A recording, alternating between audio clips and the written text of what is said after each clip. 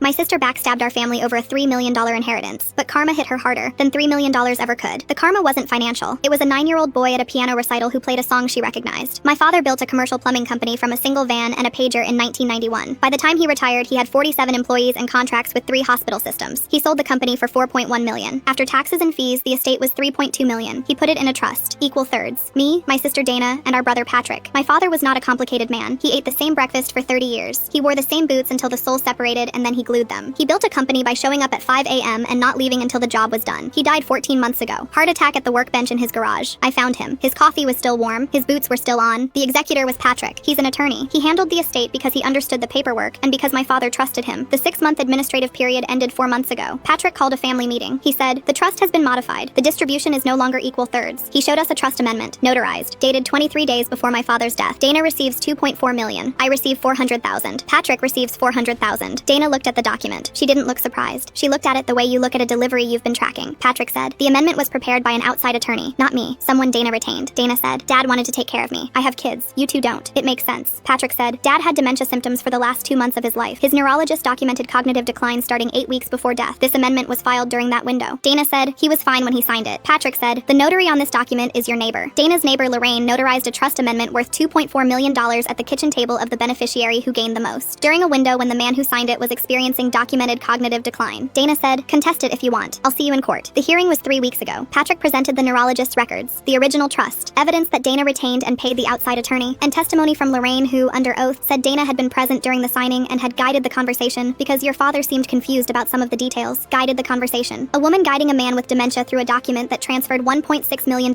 from his other 2 children to her. The judge voided the amendment, restored equal thirds, referred Dana's conduct to the district attorney for investigation of potential elder financial abuse. Dana lost the additional $1.6 million. She lost her attorney fees. She lost Patrick, who has not answered her calls. She lost me. That was 3 weeks ago. The karma I mentioned is not the voided amendment or the DA referral. The karma happened last Saturday. Dana has 2 children, Bria, age 12, Marcus, age 9. Marcus has been taking piano lessons for 3 years. He is gifted in the way that makes piano teachers call parents into the room and say, "I need you to understand what you have here." Marcus played his first recital last Saturday. Community Arts Center, folding chairs, 60 people. He had called me the week before. He said, "Aunt Nadia, are you coming? I'm playing a song I picked myself. It's a surprise." Marcus walked to the piano. He was wearing a tie that was too long for him. He placed his hands. He played. The song was Tennessee Waltz, my father's favorite song. He hummed it every morning while he made coffee. He hummed it in the garage. He hummed it at the workbench where he died with his boots on and his coffee still warm. He hummed it so constantly that it was the sound of him existing in a room the way other people's fathers smelled like cologne or sounded like a specific laugh. My father was Tennessee Waltz, hummed slightly off key at 5 a.m. Marcus played it perfectly. The full arrangement. 3 years of lessons distilled into a 9-year-old's hands playing his dead grandfather's song while 60 people watched, and only 3 of them understood what they were hearing. Patrick, who hadn't planned to come but who Marcus had also called, was standing in the back of the room. His hand was over his mouth. Dana was in the 3rd row. She was not moving. Marcus finished. The room applauded. He stood up and said into the microphone, "I played that for my grandpa. He hummed it every morning. My mom said grandpa left us money when he died and that's why we have a nice house now. But I don't want the money. I want the song. I asked my teacher to help me learn it because I don't want to forget what he sounded like." 60 people in folding chairs. Silent. A 9-year-old explaining that the $3.2 million estate his mother manipulated a dying man to control was worth less to him than a melody hummed off key at 5 a.m. Dana was sitting completely still being told by her own son, without his knowledge, that the thing she burned her family to take was not the thing worth keeping. Marcus didn't know about the amendment. He didn't know about the hearing. He just knew his grandfather hummed a song and he didn't want to lose it. The karma is not what Dana lost in court. The karma is what her son said at a piano. That a 9-year-old understood something about inheritance that a grown woman with an attorney and a notary and a $2.4 million amendment never did. My father left us equal thirds. Dana tried to take more. A judge gave it back. But Marcus inherited the only thing that mattered. He got the song. In the parking lot afterward, I found Patrick sitting in his car in the back row. Engine off, eyes red. He said, "Marcus called me 4 times this week. I kept sending him to voicemail because I didn't want to be in the same room as Dana. A 9-year-old called me 4 times, and I sent him to voicemail because I was angry at his mother." He said, he learned that song by himself. He asked his teacher. He didn't tell Dana what he was playing. Marcus had kept the song a secret from his own mother. He was 9. He didn't know about the trust or the courtroom, but he knew something. Some part of him understood that the song belonged to a version of our family that existed before the money broke it apart. I went back inside. Marcus saw me and ran over. He said, "Did it sound like Grandpa?" I said, "It sounded exactly like him." He said, "Mom didn't know what song it was until tonight." I asked what Dana said when she heard it. His smile lost its weight. He said, "She didn't say anything. She just went to the bathroom." I found Dana at the sink, water running, hands not moving. She saw me in the mirror. She said, "Don't use my son to make me feel guilty." I said, "Nobody used Marcus. He chose that song because he loved Dad. That's what you can't stand." She said, "You got your money back. You got the judge. What else do you want from me?" I said, "I want to know if you even feel it." She walked past me without answering. That sentence told me everything. Don't use my son to make me feel guilty. Dana had already reframed the recital. In her mind, Marcus playing Tennessee Waltz was not a tribute. It was a weapon aimed at her. She couldn't see a 9-year-old honoring the man who hummed him to sleep. She could only see a mood move in a game she believed everyone was playing. 3 days later, Marcus called me. His voice was small, careful, like he was trying to talk without being heard. He said, "Aunt, Mom said I'm not allowed to call you anymore. She said you and Uncle Patrick are trying to take our family apart. She said the song made her upset." Dana's voice in the background, "Marcus, come eat dinner." He whispered it so quietly I almost missed it. He said, "I don't understand what I did wrong." The line went dead. A 9-year-old who played a song for his dead grandfather now believed he had done something wrong because his mother needed a story that made her the one being hurt, and the easiest way to build that story was to turn the most honest thing Marcus had ever done into a problem. Patrick said, "She's isolating them. She's cutting us off so she can control what they know. She has the one thing we can't fight in court. She has the kids." I wrote Marcus a letter by hand. I wrote about his grandfather's boots with the glued soles, about the 5 a.m. coffee that was always too strong, about the Tennessee waltz hummed in the garage, in the kitchen, in the truck. I wrote about how his song at the recital made me feel like my father was standing in the room again. At the bottom, I wrote, "You didn't do anything wrong. Your song was the best thing I've heard in a long time. I love you, and I'm not going anywhere." I mailed it to Dana's house knowing she would probably see it first. She might throw it away. 5 days later, a number I didn't recognize. Bria, talking fast and quiet. She said, "Mom threw away a letter that came from Marcus. I saw your name on it. What's going on?" I said, "Your mom and I are having a disagreement. It has nothing to do with you or Marcus, but I need you to know I love you both and I'm not the one who stopped calling." Bria said, "Mom says you're greedy. She says you only care about Grandpa's money." The story Dana was writing, not in a courtroom, at the dinner table, in small sentences dropped into normal conversation the way you drop poison into water. I said, "Your brother played Grandpa's song at that recital. Do you think someone who only cares about money would cry listening to that?" Bria said, quiet but steady, "I'll make sure Marcus knows you wrote to him." I drove to Dana's house. I knocked. She opened the door looking tired, not the kind sleep fixes. Tired the way someone looks when they've been performing for a long time and the audience has finally left. I said, "I want to talk about Marcus and Bria. Not the money, not the trust, the kids." She said, "You don't get to come to my house and tell me about my kids." I said, "Marcus called me crying because he thinks he did something wrong by playing that song. Bria called me from a friend's phone because you threw away my letter. You're punishing them for loving their grandfather." She said, "I'm protecting them from people who dragged their mother through a courtroom." I said, "You dragged yourself through that courtroom, Dana. You hired the attorney. You brought Lorraine to the kitchen table. You guided Dad through a document he didn't understand. That was you." She stepped back. Her fingers touched the door, but she didn't push it shut. She said something I was not ready for. Her voice was different. The sharpness sanded down. She said, "Do you think I don't hear it? The song. Every time Marcus practices, I hear it. Every morning now he hums it while he eats breakfast. Just like Dad." I saw the crack. Not guilt exactly. Recognition. The kind of look someone gets when the thing they did finally stops being an idea and starts being real. Marcus had become the echo of the man Dana exploited. His hum at the breakfast table was their father's hum at the workbench. That echo lived in Dana's house now. It ate at her table. It slept down the hall. It practiced Tennessee waltz every afternoon while she sat in the next room trying not to hear the melody of a man she had guided through a document he couldn't understand. I said, "Then let him call me. Let him know his aunt didn't disappear. You can hate me all you want, Dana, but don't make your kids pay for what you did." She said, "If I let them talk to you, you'll turn them against me." I said, "Dana, you told a 9-year-old that his grandfather's money bought his house. He's already figuring it out. The question isn't whether they learn the truth. It's whether they learn it from someone who loves them or from a courtroom transcript when they're old enough to search for it." Dana closed the door, but she didn't slam it. She closed it slowly, the way you close something you know you're going to have to open again. 1 week later, my phone rang. Dana's number. It was Marcus. His voice was bright again. He said, "Mom said I can call you on Sundays." I pressed the phone hard against my ear. I said, "That's really good, buddy." He said, "I'm learning a new song. Do you want to hear it when it's ready?" I said, "Yes, absolutely yes." He said, "Mom's been quiet. She sits in the living room at night and doesn't watch TV. She just sits there." That evening, Patrick called. He said, "Bria texted me. She said, 'Mom says we can talk to you again.' She cried after she told us." I told him about the porch, about what Dana said about Tennessee waltz, about Marcus humming it at breakfast every morning. Patrick said, "Dad would have hated all of this, every single part of it." I said, "I know." He said, "He would have given her the extra money if she just asked. That's what kills me. She didn't have to steal it. She just had to ask, and he would have said yes because that's who he was." Our father was the man who glued his boot soles and drove the same truck for 15 years so his employees could have Christmas bonuses. If Dana had sat down with him on a clear day and said she needed more, he would have rewritten the trust himself, without a neighbor notary and a kitchen table and a guided conversation with a man who couldn't remember what he was signing. The following Sunday, Marcus called again. Bria was on the line too. Bria said, "Aunt, can I ask you something? Did Grandpa really leave the money equal? Mom told us last night. She said she made a mistake with the trust and that you and Uncle Patrick fixed it. She said she was sorry she kept us from calling." Dana told her children a version of the truth, not the full truth. She said mistake, but she said it. For Dana, that is an earthquake. I said, "Yes, Grandpa wanted it equal. He loved all of us the same." Marcus said, "I'm going to play Tennessee waltz at the family thing at Christmas. Can you come? Can Uncle Patrick come?" I said, "We'll be there." He said, "Grandpa wouldn't have thought my recital was perfect. He would have said, 'Do it again, buddy. Get it right.'" I laughed because it was exactly true. I could hear my father's voice in those words. My father left $3.2 million. The court made sure it was split the way he intended. But the inheritance that mattered, the one that couldn't be amended or notarized or contested, is a song hummed off-key at 5 a.m. by a man in glued-together boots. Marcus has it now. He plays it on Sundays. And every time he does, my father is in the room again. Not as money, not as a trust document, as a waltz, slightly off-key, exactly right.